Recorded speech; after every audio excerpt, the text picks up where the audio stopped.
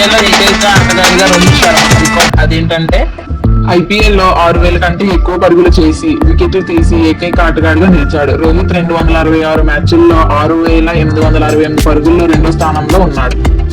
2029లో రోహిత్ తన ప్రస్తుత జట్టు ముంబై ఇండియన్స్ పై ఈ ఘటన సాధించాడు. 2011లో అతను ముంబై ఇండియన్స్ లో చేరాడు. 12 సంవత్సరాల తర్వాత 2023లో ఈ టోర్నమెంట్ లో 6,000 పరుగులు మార్కును దాటాడు.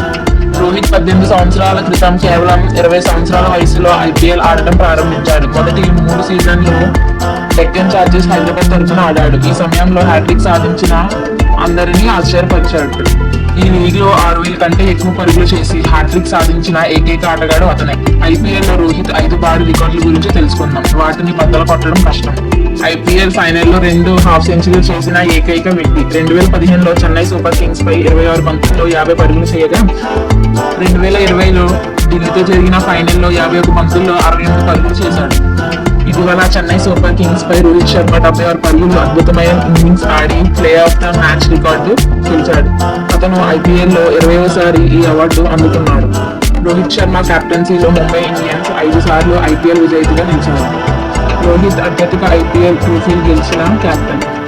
2009లో డెక్కన్ చార్జర్స్ తో కలిసి ఐపీఎల్ టైటిల్ కూడా గెలుచుకున్నాడు. రోహిత్ శర్మ ఈ లీగ్ లో అత్యధిక సిక్సర్లు 297 కొట్టిన భారతీయుడు రోహిత్. అతని కంటే ముందు క్రిస్ గేల్ 357 మాత్రమే ఉన్నాడు.